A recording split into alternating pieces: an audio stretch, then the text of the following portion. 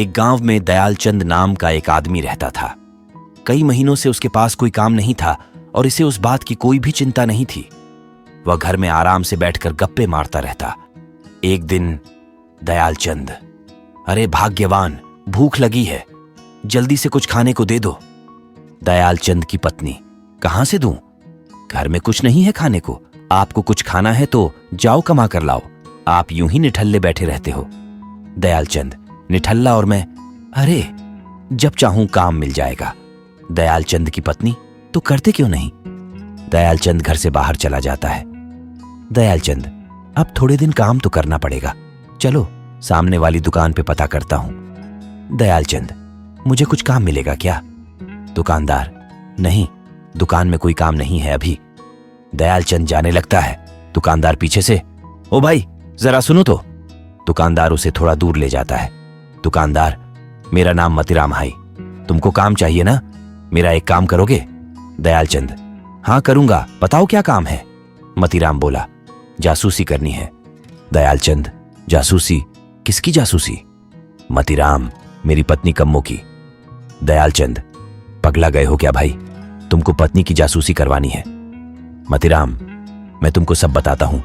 मेरी पत्नी कम्मो रोज थोड़ी देर के लिए घर से गायब हो जाती है। पूछता हूं तो गोल गोल जवाब देती है। घर में बूढ़े माँ बाप है, इसलिए मैं चीखना चिल्लाना नहीं चाहता। तुम पता करो वो कहां जाती है, क्या करती है, कहीं कुछ गड़बड़ तो नहीं। रोज के 10 रुपए दूंगा। दयालचंद, जी मैं करूंगा, जासूसी पर एक दिन के पैसे अभी दे दो। मतीराम, तुम बस ये काम ईमानदारी से करना और मुझे सब सच सच बताया करना। दयालचंद ने हाँ में सिर हिलाया। अगले दिन दयालचंद कम्मो के घर के बाहर छिपकर बैठ गया।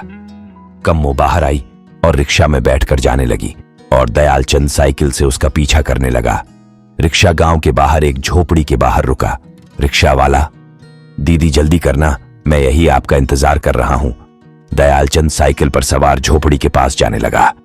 रिक्शा वाला, ए वहां कहां जा रहा है, साइकिल झोपड़ी में घुसाएगा क्या? दयालचंद, अरे नहीं नहीं भैया, साइकिल संभली नहीं, इसलिए थोड़ा टेढ़ा मेढ़ा चली गई। रिक्शा वाला, संभल कर चला करो भैया, कहीं इसके चक्कर में तुम गिर ना जाओ। दयालचंद रात को मतीराम की दुकान पे पहुंचा। मतीराम, आओ आओ, मैं तुम्हारा ही इंतजार कर रहा था, बताओ क्या पता चला? दयालचंद, कम्मो भाभी रिक्शा में बैठ के गांव के बाहर एक झोपड़ी है उसमें गई और 1 घंटा बाद बाहर आकर रिक्शा से घर आ गई। ये तो मुझे भी पता है। दयालचंद, अब मुझे थोड़े ही पता था कि तुम जानते हो। वो वहां किससे मिली ये आज नहीं पता चला, पर मतीराम, पर क्या? बताओ बताओ क्या बात है? दयालचंद, भाभी रिक्शे वाले से कह रही थी कि यहां से जल्दी चलो, कहीं किसी को शक ना हो जाए। मतीराम, क्या उसने ऐसा कहा? तुमने ठीक से सुना? दयालचंद ने हां में गर्दन हिलाई। मतीराम, कम्मो सच में गड़बड़ कर रही है, ये लो तुम्हारे रुपए और सुनो, मुझे सब पता करके बताओ। दयालचंद, तुम चिंता मत करो, मैं हूं ना। अगले दिन कम्मो अपने बेटे के साथ रिक्शा पर सवार होकर निकली। दयालचंद उसका पीछा करने लगा। कम्मो झोपड़ी में गई। दयालचंद साइकिल थोड़ी दूर खड़ी करके रिक्शे वाले से छिपते हुए खिड़की से झांका। उसे केवल कम्मो दिखाई दे रही थी, दूसरा हिस्सा नहीं दिखाई दे रहा था। कम्मो ने रोते हुए अपने बेटे को आगे किया। दयालचंद, अरे कौन है? दूसरी तरफ दिख नहीं रहा। कम्मो ने कुछ रुपए और खाने का डिब्बा आगे बढ़ाया। दयालचंद, खाना और रुपए पर यह ससुरा है कौन? दयालचंद गर्दन अंदर डालने की कोशिश की मगर असंतुलित होकर गिर गया। दयालचंद मतीराम के पास पहुंचा और बोला, सुनो, आज भाभी अपने साथ तुम्हारे बेटे को भी ले गई थी। मतीराम, कम्मो मोनू को भी साथ ले गई थी? दयालचंद, वहां उन्होंने खाना और रुपए भी दिए। मतीराम, किसे दिए हैं? कौन था वो, तुम जानते हो उसे?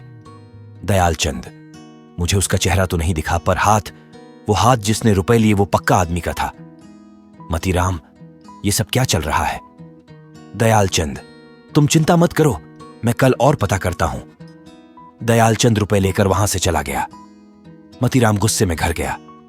मतीराम अपनी बीवी से, सुनो, आज तुम फिर दोपहर में कहां गई थी?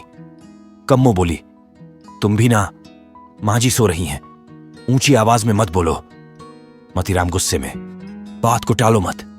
कम्मो, तुम्हारी फिजूल की बातों के लिए मेरे पास समय नहीं है। बाबूजी के खाने का समय हो गया है, फिर माँ जी उठ जाएंगी। तुम घर की शांति भंग मत करो। मतीराम, माँ पापा की वजह से ही चुप रहता हूं, वरना अगले दिन ऐसे नहीं चलेगा। आज मैं खुद जाकर देखता हूं असलियत क्या है। आज दूध का दूध और पानी का पानी हो जाए। कम्मो मुझे धोखा दे रही है। कम्मो रिक्शे में बैठकर गई। दयालचंद उसके पीछे साइकिल लेकर निकला और मतीराम भी उसके पीछे निकल पड़ा।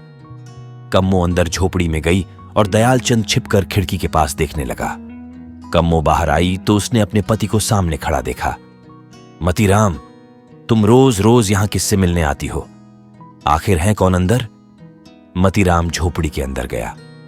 अंदर एक बूढ़ा आदमी बिस्तर पर पड़ा था। रिक्शे वाला, ये मेरे पिता हैं और कम्मो मेरी बहन। कम्मो, मैं भी नहीं जानती थी कि मेरे पिता है। इन्होंने बचपन में मुझे गोद दे दिया था। बूढ़ा आदमी, ये क्या हो रहा? कम्मो बाबूजी, ये आपके दामाद हैं। बूढ़ा आदमी, दामाद जी आए हैं मुझसे मिलने। आज मेरे सब बाप धुल गए। बेटा मुझे माफ करना, मैंने गरीबी के कारण अपने कम्मो को अमीर धनपत को गोद दे दिया था। रिक्शे वाला, बाबूजी आप आराम करो, सब बाहर आ गए। कम्मो, ये रिक्शे वाले नहीं, मेरे भैया हैं। रिक्शे वाला, बाबूजी को यह बात हमेशा चुभती थी कि उन्होंने अपनी बेटी को खुद नहीं पाला, गरीबी की वजह से गोद दे दिया। जब उनकी तबीयत खराब रहने लगी तो बोले, मुझे मेरी बेटी से मिला दें। तो मैंने धनपत के पास जाकर कम्मो दीदी का पता लगाया। मतीराम, कम्मो, तुमने ये बात मुझसे क्यों छुपाई? कम्मो, आपके माँ बाबूजी ने आपका विवाह मुझे अमीर घर की लड़की समझकर किया था। वो और समाज क्या सोचेगा कि मेरे असली पिता गरीब हैं। भाई रिक्शा चलाता है। मैं डर गई थी कि कहीं आप मुझे छोड़ ना दें। मतीराम, तुम भी ना। चलो घर चलो, माँ बाबूजी को मैं समझा दूंगा। अब से तुम्हारे बाबूजी और भाई हमारे साथ रहेंगे।